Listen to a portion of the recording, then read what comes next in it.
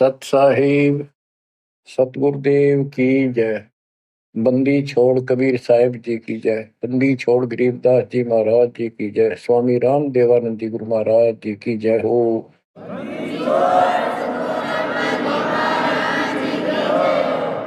सर्व संतों की जय, सर्व भक्तों की जय, धर्मी पुरुषों की जय। श्री काशी धाम की जय, श्री सुब्राणी धाम की जय, श्री क्रोथा धाम की जय, श्री बरवाड़ा धाम की जय। सत साहिब जय जय सतगुरु मेरे की जय जय सतगुरु मेरे की सदा साहेबी सुख से बसियो अमरपुरी के डेरे की।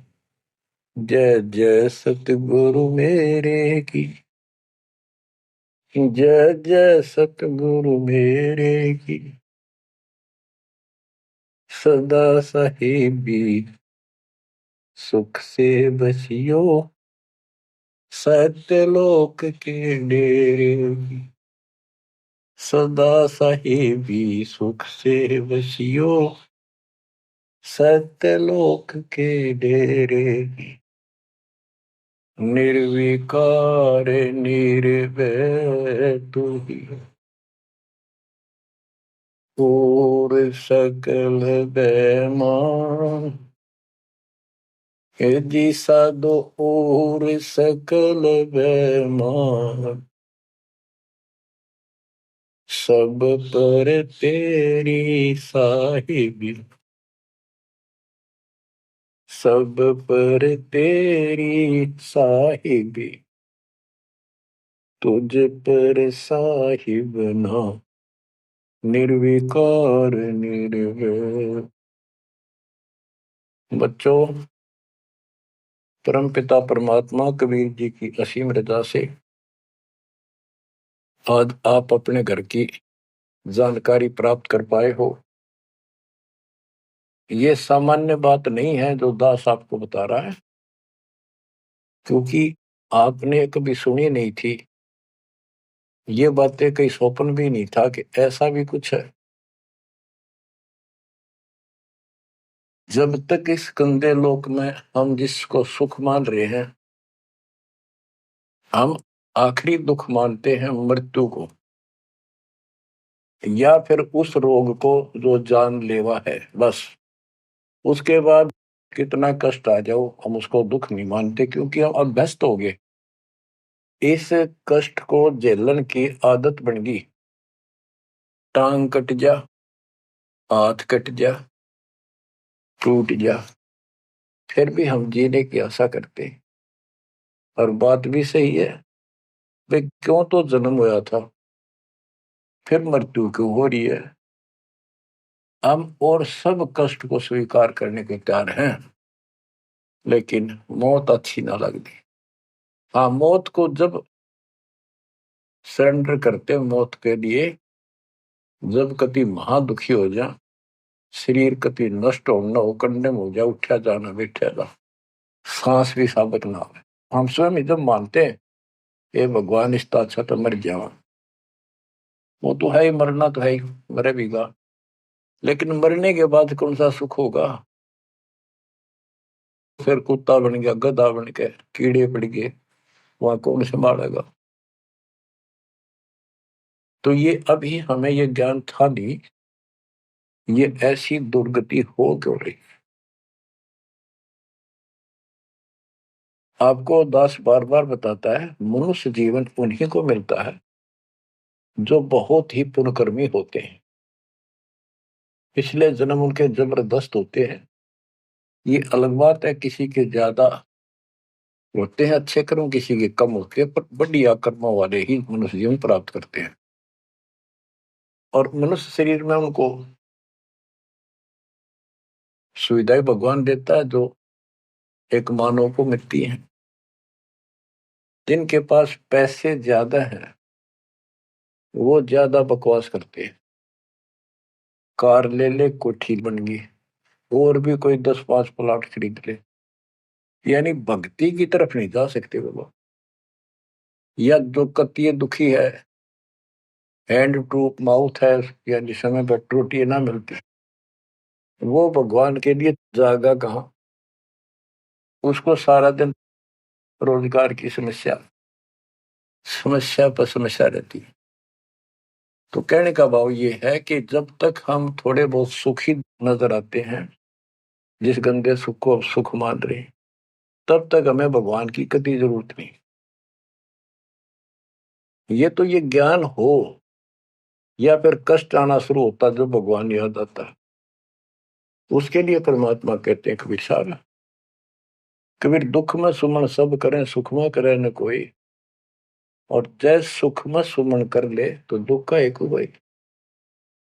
कबीर सुख में सुमन किया नहीं दुख में करते याद, कहे कबीरता दास की कौन सुने फरियाद। सुख में तो करा नहीं, जब कैर टूटने लग गया चारों तरफ से, कैंसर डिक्लेयर होगी, सांस साबित नहीं आंदा, कई कर्म मीनता फिर भी नहीं मानते कि नाम ले लो और भक्ति कर लो, गला ना देखी जाएगी। उनके इतने कर्म कमजोर होते हैं, संस्कार माड़े होते हैं, खराब होते हैं। थोड़े बहुत कष्ट होकर भी यदि परमात्मा की तरफ लग पड़े, चल पड़े, उसका नाम ले ले, तो भी सहारा देना शुरू कर देता था। बड़ा दयालु है। अब भक्ति से सब दूर हो चुके हैं, और जो करते हैं वो पिछले संस्कारी हैं, उनको रास्ता ठीक नहीं मिलता, वो शास्त्र विधि त्याग कर मनमाना आचरण करने पर लगे हुए हैं। कोई बेचारे पहाड़ों पर जाते हैं, कोई तीर्थों पर जाते हैं, कोई पर भी लेने जाते हैं, कोई मंदिर में, कोई मस्जिद में, और कोई मंडी बना रखी वहां मत्था टेकने जाते हैं। यानी उनको चाह भगवान की है पर रास्ता ठीक नहीं। अब जैसा आपने प्रसंग सुना कि पांडव यज्ञ अश्वमेध में एक का पाया साध, गरीब गोरख से ज्ञानी गणे सुखदेव जति जहान, सीता सी बहु भारिया, बहुत पत्नियां मिल जाएंगी सीता जैसी, अपने धर्म कर्म पे साफ सुथरी रहने वाली। संत दूर स्थान, कहते हैं पांडव यज्ञ अश्वमेध में एक का पाया साध, 33 करोड़ जहाँ थे देवता, 88,000 ऋषि, 12 करोड़ ब्राह्मण, 9,84,000, उनमें एक का संत मिला, वाल्मीकि सुदर्शन जी। उसका कारण क्या था? उनकी साधना शास्त्र वेद है, गीता विरुद्ध है। तो बच्चों, शास्त्र विरुद्ध साधना करने से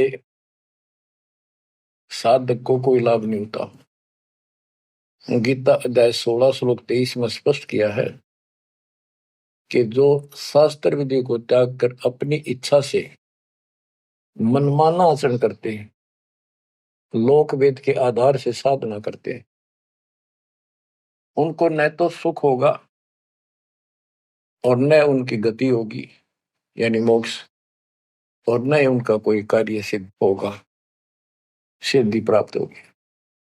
इन तीन वस्तुओं के लिए, तीन पदार्थ के लिए हम भक्ति करते हैं। घर में सुख हो, शरीर में सुख हो, कार्य सिद्ध हो, ऐसी भक्ति करें कि जिसे सिद्धि प्राप्त हो, जिसके सहारे हम ऊपर जावें।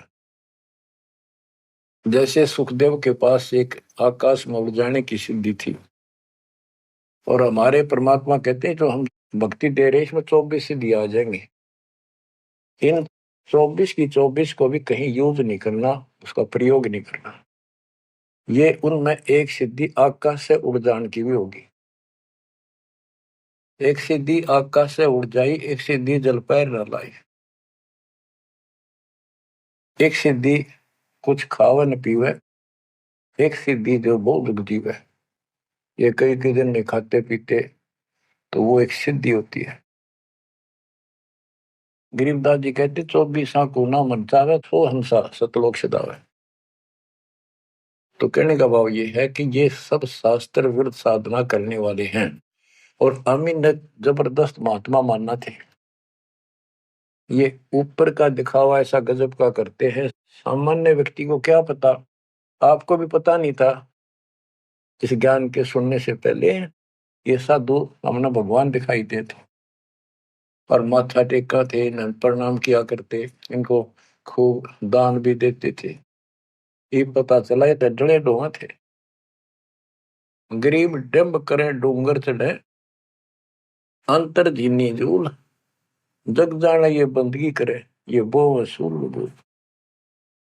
ऊंचे से स्थान पर बैठते हैं ताकि दूर से दिखे कि महात्मा तपस्या कर रहे हैं, या पहाड़ों पर चले जाते हैं क्यों लोग भी भटक रहे हैं भगवान के लिए। साधु मिल जाए, कोई आशीर्वाद दे दे, घर में बरकत हो जाए, नो हो जाए, नो हो जाए, तो आशीर्वाद लेने जाया करते। और वो जंगलों में साधुओं ने ढूंढा करते, तो वो छोटा मोटा आशीर्वाद दे भी देंगे, थोड़ी बहुत राहत मिल भी गई तो मोक्ष तैनो का नो रह गया। गरीब डंब करे डूंगर चढ़े, अंतर जीवनी झूल, जग जाने बंदगी करे, भक्ति करे, ये वो असूल वो। बच्चों, आपको बताया है जो उदास एक भी शब्द बोलता है ये अपनी तरफ से नहीं, ये गॉड गिवन है। और परमात्मा ने किसको दिया? अपनी प्यारी आत्मा संत गरीबदास जी को दिया। उनके द्वारा अमर ज्ञान लिखवाया गया है, वो आपको सुना रहा है दास।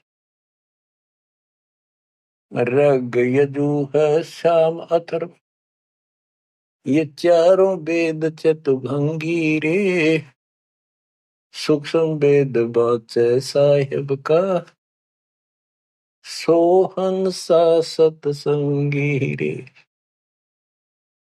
जो परमात्मा का सूक्ष्म वेद पढ़ता है वो सत्संगी है। चारों वेद ऋग यजु साम अथर्व, ये चारों भ्रमित ज्ञान युक्त है, इनसे जीव को कोई लाभ नहीं होना, मोक्ष नहीं हो सकता।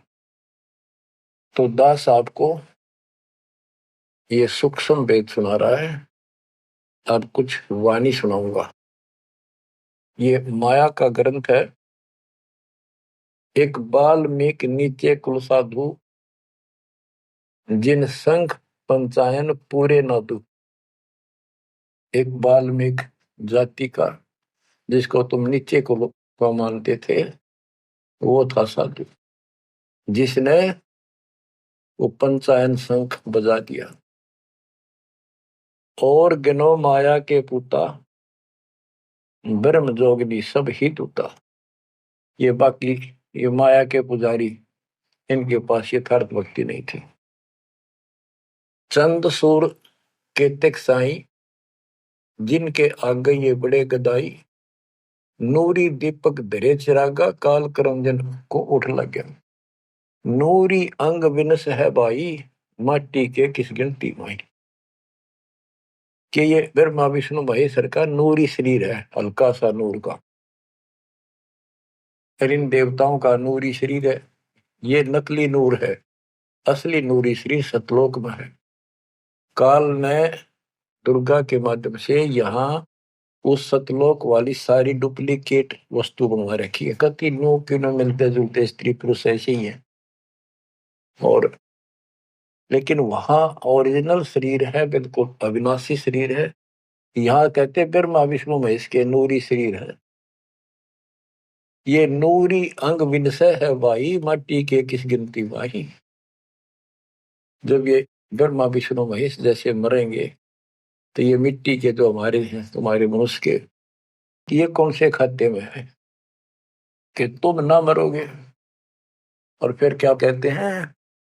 ऐसे भरम ना भूलो लोई, इनकी ओट न उभरा कोई। जिनकी देवताओं की, ब्रह्मा विष्णु महेश की, देवी की, काल की तुम आड़ ले रहे हो, शरण लिए बैठे हो, ऐसे भ्रम न भूलो लोई, इनकी ओट न उभरा कोई। कोई पार नहीं हो सकता, किसी का कल्याण नहीं हो सकता। यही 84 लाख योगियों पर कष्ट उठाते रहोगे। अब क्या कहते हैं? या तो 56 कोटि सहारे, और करी ठगोरी क्षण में मारे। 5 तत्व त्रिगुण की पूर्णी, आवे ब्रह्मा विष्णु महेश्वर जो। ये ब्रह्मा विष्णु महेश भी जन्म मरण के अंदर आवेंगे। बच्चों, यदि आपको पहले तैयार ना कर रखा होता ना सारे प्रमाण देके, तो आप कतई नहीं सुनते। अगले दिन आप कतई कान का नहीं लाते यूट्यूब के चैनल को, जो कहो झूठ बोल रहा है। और आज आपके घीसा गल है कि गजब अजब कतई साची सारी। और ये 300 वर्ष पहले संत गरीबदास ने लिखे कदर गए थे। उन्होंने प्रचार नहीं किया, उनको पता था कि इस ग्रंथ ना और पाट देंगे जय ईब गणा प्रचार कर दिया था। आग ला देते इसका पहले जो इतना गहराई से कोई बतानिया होता था। और अब ओए होए, ये जो दिल करता है सुने जावा कितनी गजब की सच्चाई और पढ़े जावा।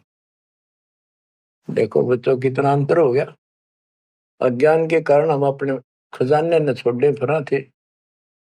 चारों युग में संत पुकारे को कहा हम हेल रे, हीरे माणिक मोती वर्षे ये जग चुकता ढेल रे। हम डले इकट्ठे करा थे डले कंकर, शास्त्र विरुद्ध साधना करके। और ये हीरे माणिक मोती है, ये है वह सच्चाई रूपी हीरे मोती, ये वर्षन लायक रहे। और सच्ची भक्ति अब क्या बताते हैं, ऐसे भ्रम ना भूलो लोई, इनकी ओट न उभरे कोई। यादो 56 कोटि सहारे, करी ठगोरी छन में मारे। अब सुनो, यादो 56 कोटि सहारे, करी ठगोरी छन में मारे।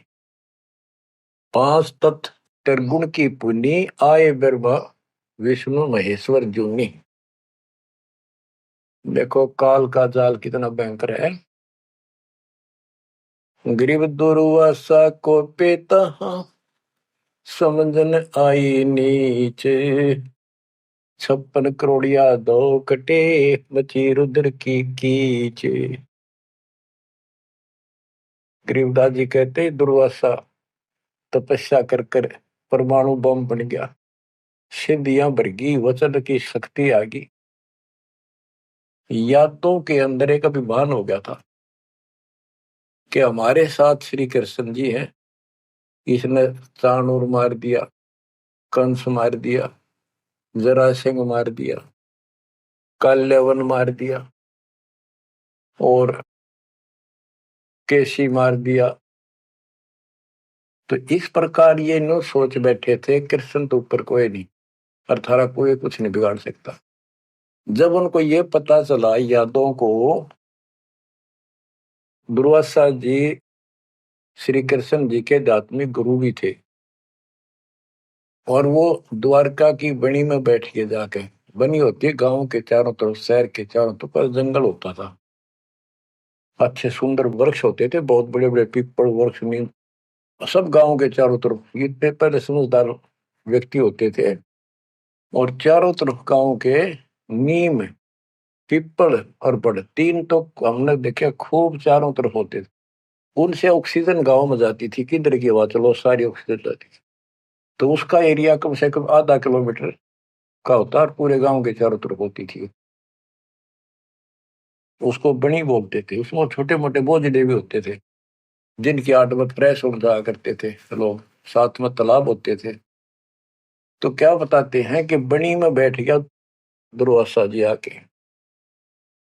और द्वारका के अंदर ये बात फैल गई कि दुर्वासा जी बड़े पहुंचे हुए संत है, ऋषि हैं, भूत भविष्य वर्तमान की तीनों काल की जानते हैं। तो जवान जवान बच्चे थे जिसमें श्री कृष्ण का पुत्र प्रद्युम्न भी था। उनके मन में यह आई भाई दुर्वासा की परीक्षा लेते हैं, देखते हैं कैसा भूत भविष्य ही जानता है। उन्होंने स्कीम बनाई, एक लड़के का पेट पे लोहे की कढ़ाई बांध दी छोटी सी, और गुजरियां वाले लड़कियां वाले कपड़े पड़ा दिए, मुंह पर घूंघट डाल लिया करते पहले, पूरा स्वांग कर दिया लड़की का, ले गए गर्भवती लड़की का। 5-7 और थे बच्चे, बच्चे तो क्या थे, अच्छे शादी हो रही थी उसकी, प्रद्युम्न की भी। तो वहां बच्चे भी हो रहा था उसके, अनिरुद्ध जैसे। दुर्वासा जी से जाकर उन्होंने कहा, हे महाराज, आप तीनों काल की जानते हो, त्रिकालदर्शी हो। ये व्यक्ति है, ये इसकी पत्नी है। इनके 10-12 वर्ष में भगवान ने दया करी है, इसका आश्रय ही है। और ये उतावले हो रहे हैं, ये पूछ लो बेटा होगा बेटी। दुर्वासा ने देखा दिव्य दृष्टि था, गुस्सा में होगा, लाला कर ली, अगे तो मजाक करते तेरा। तो गुस्से में आगे कहने लगा, यह दो कुल का नाश होगा इससे, जो गर्भ है इससे। इस बात से जब गुस्सा हुआ तो भाग गए बच्चे। सारी नगरी में बात फैल गई कि बच्चों ने मजाक कर दिया और दुर्वासा ने श्राप दे दिया यह दो कुल का नाश होने का। तो उनको पता था, नगरी वालों को, श्री कृष्ण जी हमारे सिर पर कौन क्या बिगाड़ सकता है। फिर भी दुर्वासा का डर भी घना था, इसलिए श्री कृष्ण जी के पास गए और सारी बात बताई कि भगवान, बच्चा ने मजाक कर दिया, गलती तो है इनकी, और दुर्वासा जी ने श्राप दे दिया, समाधान बताओ। कृष्ण जी बोले, भाई दुर्वासा से माफी मांगो, जाकर इन बच्चा ने भी ले जाओ, उनके चरणों में डालो। ऐसा ही किया गया। दुर्वासा बोला, मेरा वचन मुख से निकल गया, वापस नहीं होता, ये नहीं ले सकता मैं, जाओ। वो आगे, अब सुनते रहियो, इस एक कथा से कितनी बात निकलेंगी, जहां हमारा भूल ला रखी थी। कृष्ण जी के पास आए, बहुत ज्यादा दुख हो गया, सारी नगरी में उस दिन भोजन नहीं बना, इतने दुखी हो गए। श्री कृष्ण जी के पास फिर गए जी, उन्होंने कहा है कि अब मैं कुछ नहीं कर सकता, मेरे मुख से निकल गया सो निकल गया। श्री कृष्ण जी बोले, कैसा करो, ये जो कपड़े बांध रखे थे ना, गाबा ऊपर, कढ़ाई के ऊपर रुई राई थी, और फिर नीचे कढ़ाई थी, कढ़ाई न तो घिसा के कति चूरा कर दो उसको, इन कपड़ों को फूक के और वहां डालो प्रभास क्षेत्र में, दूर यमुना के किनारे। तो उन्होंने सब ने जाकर वो कपड़े, उस लड़की का रूप बना था, वो फूक फाक दिए, दरिया में बहा दिए, और वो कढ़ाई के सान ला के नंबर ला दिया उनके।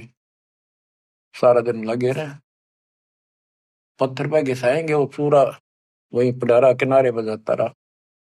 एक कड़ा किसी को दे दिया, भैया तेरी ड्यूटी कई दिन में घिसा, कड़े जो पकड़न के होते हैं ना कढ़ाई के, वो और तो घिसा दिया। वो एक कड़ा उस आलसी पर घिसा को नहीं, थोड़ा बहुत घिसा, वो बहुत सारा रह गया, उसने लोगों ने फेंक दिया।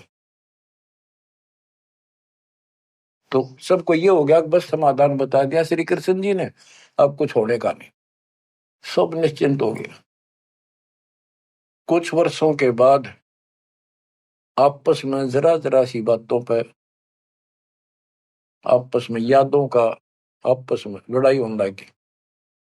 कोई जरा सी कहते लट्ठम लट्ठा मार दे एक दूसरे ने, हाहाकार मच गया नगरी में, अकाल मौत होने लगी, पशुधन नष्ट होने लगे।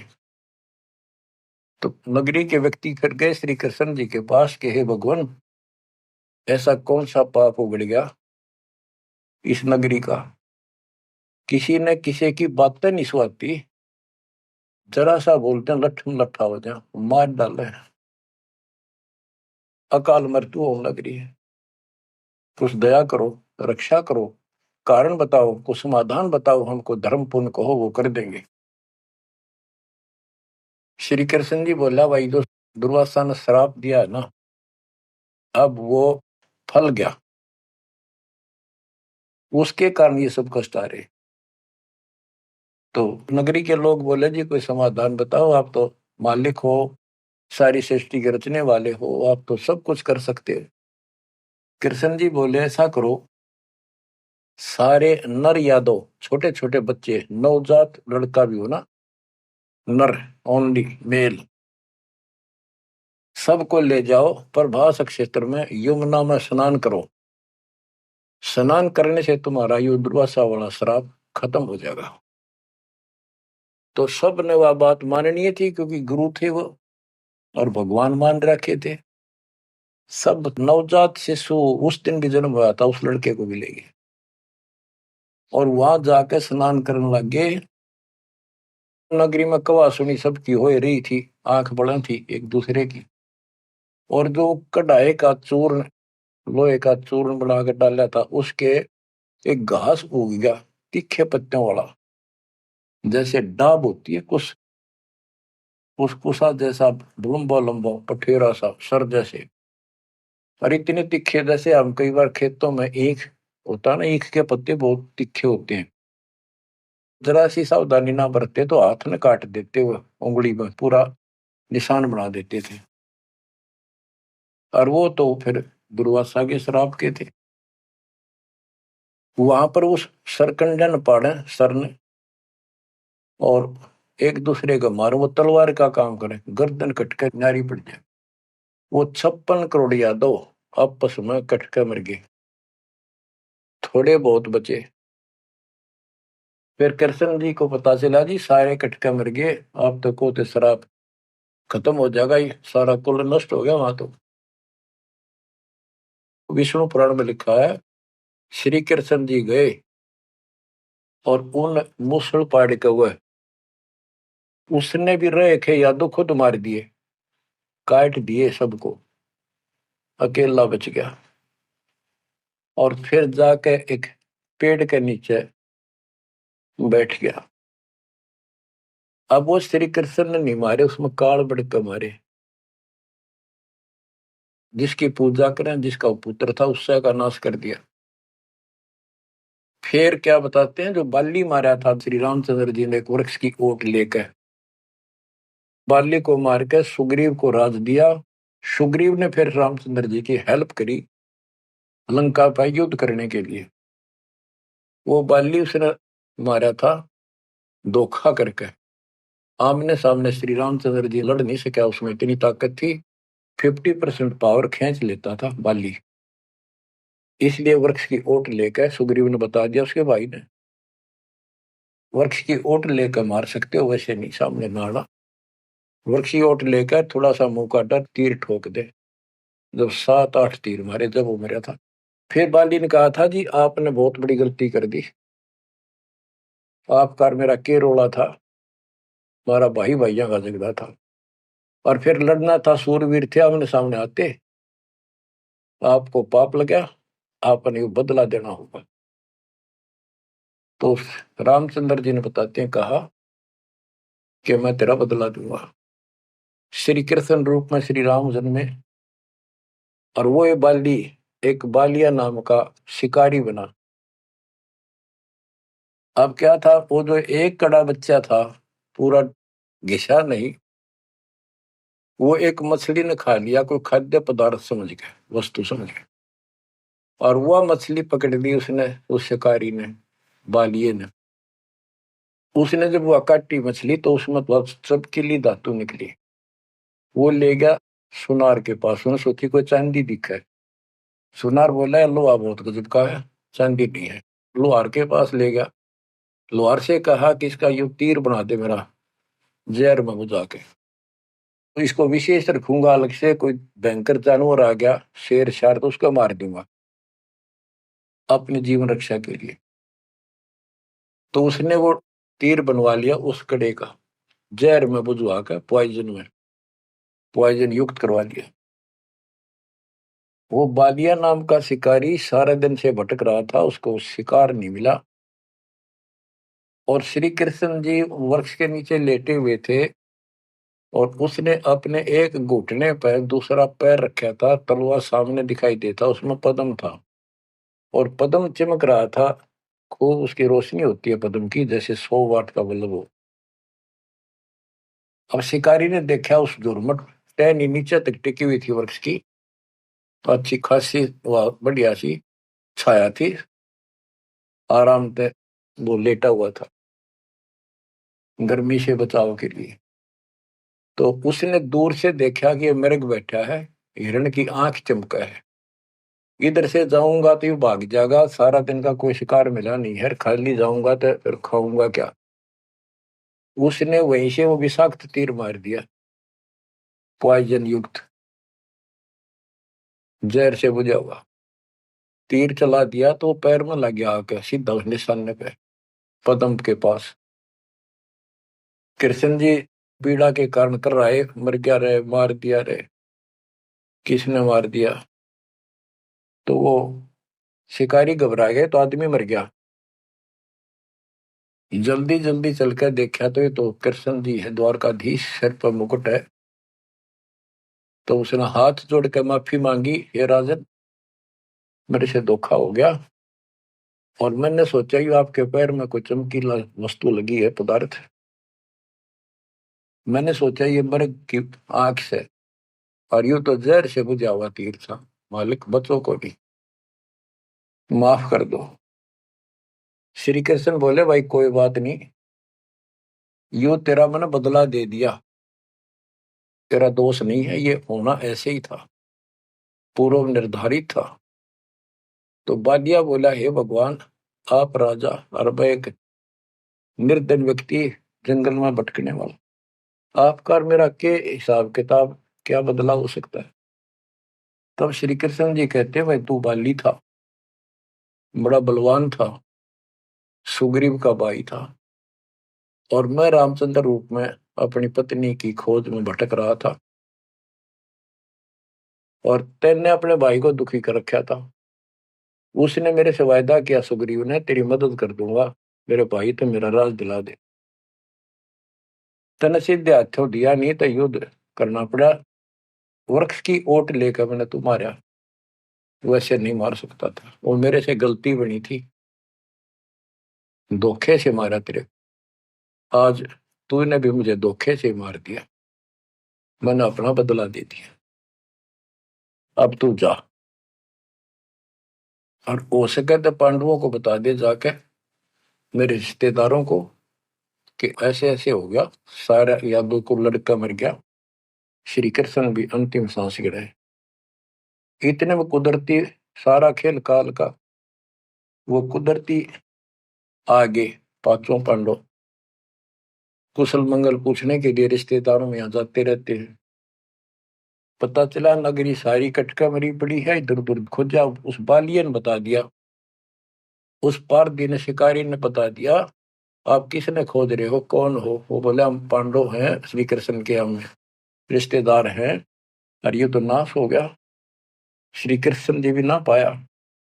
उसने बता दिया, ऐसे उस वृक्ष के नीचे पड़ा है वो, अपनी ना बताई गलती के, देख उठ दे, नौका कहो तो खिस गया, वो वहां आ गए। तब श्री कृष्ण जी से उन्होंने पूछा, जी क्या कारण हो गया?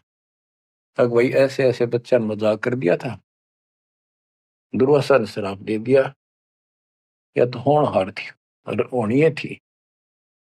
अब सुन ले, तुम मेरे खास रिश्तेदार और भगत हो भगवान के, मेरा आपसे बड़ा अच्छा लगाव रहा है, ये मेरी अंत समय की बात सुन लो, तुम इस राज को अपने बच्चे को दे दो, परीक्षित को, और तुम हिमालय में जाकर तप करके शरीर में समाप्त कर दो, तुम्हारे ऊपर महाभारत में किए हुए वो पाप कर्म लगे हुए हैं, तप करने से वो कम हो जाएंगे।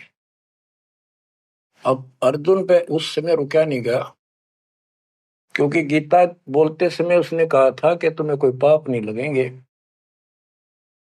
ये तो मैंने मार रखे, तेरे दोनों हाथों में लाडू अर्जुन, युद्ध में मर गया स्वर्ग जाएगा, जीत गया तो राज करोगे।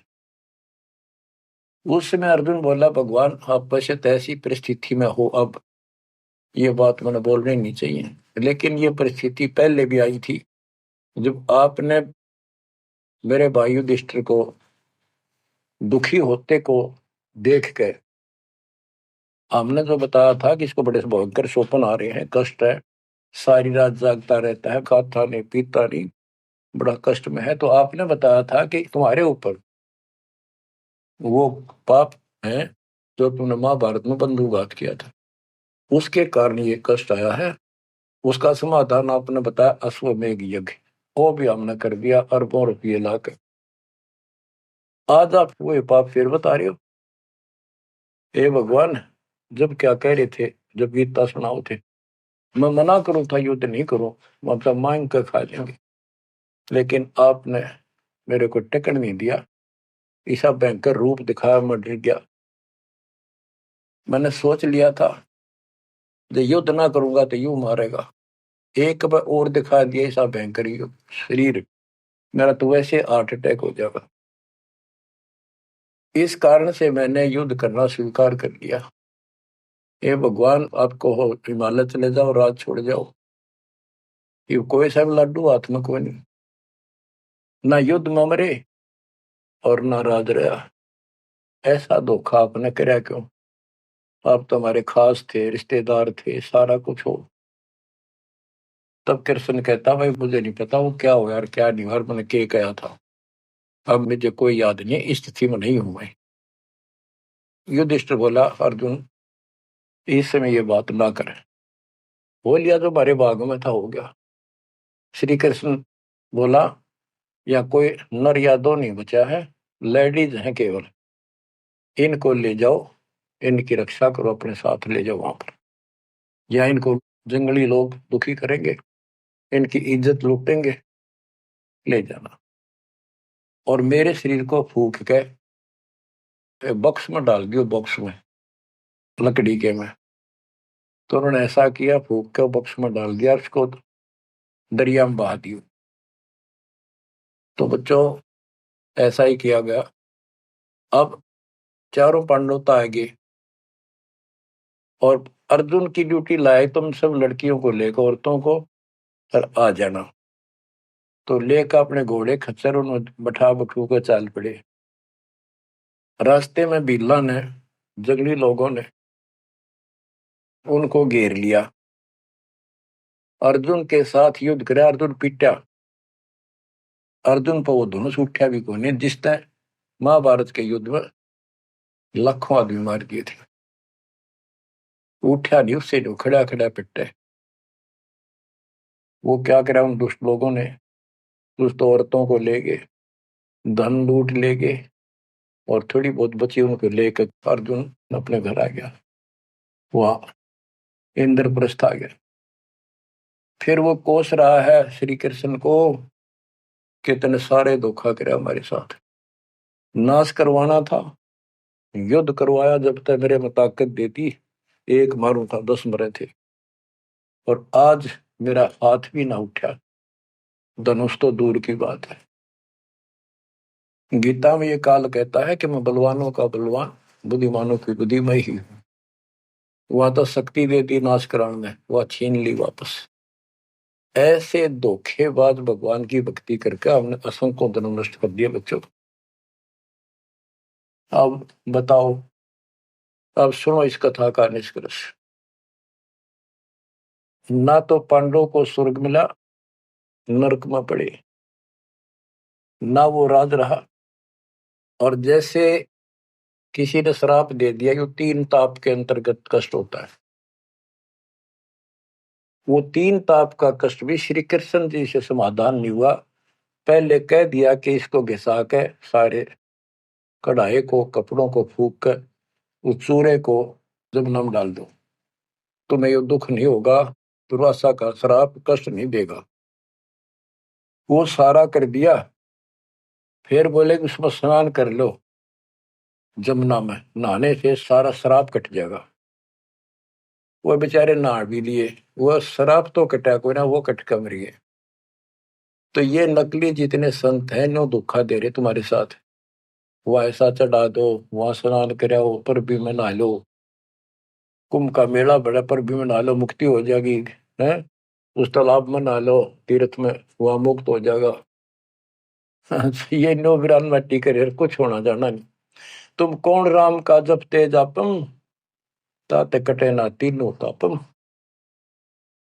अब क्या बताते हैं, ऐसे भरम न भूलो लोई, इनकी ओट न उबरे कोई, या 256 कोटि सहारे, करी ठगोरी छन मोरे, 5 तत्व त्रिगुण की पुनि, आए ब्रह्मा विष्णु महेश्वर जूनी, अष्ट सिद्धि 9 निधि मन के पोए, जा पर ब्रह्मा विष्णु महेश्वर रोए, 9 अवतार पार ना पाए, ब्रह्म जोगिनी सब डकाए। कृष्ण विष्णु कन्हवा भगवाना, ब्रह्म जोगिनी संग खिलाना, 14 लोक रसातल कूटे, कोई गुरुमुख साधु बिरले छूटे। के कोई गुरुमुख साधु पूर्ण संत का उपदेशी भगतमती केवल इनका बचाव हुआ। यम किंकर के धाम नरेशा, सठ दर्शन के बंधे केसा, विष्णुपुरी लूटी विधि भारी, जा चंदा बदनी कामनी नारी। भोग विलास करें वहां प्राणी, बोर पड़े हैं चारों खानी। कहते ऊपर के लोकों में ये सारी बकवाद करे, क्योंकि वो स्वर्ग होटल हो तो वो बकवाद है, और है क्या, अपनी जेब कटवा के पुण्य खत्म करके फिर पृथ्वी पा के धक्के खावे, कुत्ता बने गधा बने। भोग विलास करें वहां प्राणी, बोर पड़े हैं चारों खानी। शिव पर लूटे कूटे बहु भांति, ये जम किंकर तोड़ते हैं छाती। बच्चों, स्वर्ग बैकुंठ मठ सब लूटे, बिस्त बीज थे सो नहीं छूटे। ब्रह्मंड 2100 आग लगी है, या कर्तबाजी सब ठगी है। बच्चों, बहुत अच्छी किस्मत आपकी, आपको ये अमर ग्रंथ, अमर ज्ञान और सच कथा सुनने को प्राप्त हो रही है। कुर्बान हो जाओ, इसको हल्के बना लो। मालिक आपको मोक्ष दे, सदा सुखी रखे। सत्साई।